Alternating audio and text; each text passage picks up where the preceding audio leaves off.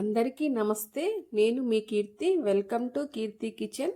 ఈరోజు నేను వేరుశనగ పప్పు పొడి వేసి వంకాయ ఫ్రై ఎలా చేయాలో చేసి చూపిస్తాను. దానికోసం నేను ముందుగా వంకాయలను కట్ చేసుకొని సాల్ట్ వాటర్లో వేసుకుంటున్నాను. సాల్ట్ వాటర్లో వేయడం వల్ల వంకాయలు కరుణెక్కవు.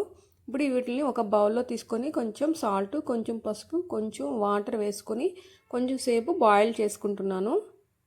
చూడండి, ఇలా ఉడకనిచ్చుకోవాలి. ఇప్పుడు ఈ వాటర్ని వంపేసుకోవాలి. ఒక బాండ్లు పెట్టుకొని కొంచెం ఆయిల్ వేసుకొని దాంట్లో కొంచెం ఆవాలు, కొంచెం జీలకర్ర వేసుకొని ఇప్పుడు కొంచెం పచ్చెనపప్పు, మినపప్పు కూడా వేసేసుకోవాలి. దాంట్లోనే వెల్లుల్లి కూడా వేసుకొని కొంచెం సేపు వేగనిచ్చుకొని దాంట్లో కరివేపాకు కూడా వేసేస్తున్నాను. ఇప్పుడు మనం ముందుగా ఉడకబెట్టుకున్న వంకాయలను అయితే దీంట్లో వేసుకొని కొంచెం సేపు వేగనిచ్చుకోవాలి. ఇదిగోండి, ఇలా వేగిన తర్వాత దీంట్లో కొంచెం మిరప్పొడి వేసుకొని కొంచెంసేపు వేగనిచ్చుకోవాలి. ఇలా వేగిన తర్వాత ఇప్పుడు దీంట్లో మనం ముందుగా ప్రిపేర్ చేసుకున్న వేరుశనగపప్పు పొడిని వేసుకొని కొంచెం సేపు వేయించుకోవాలి.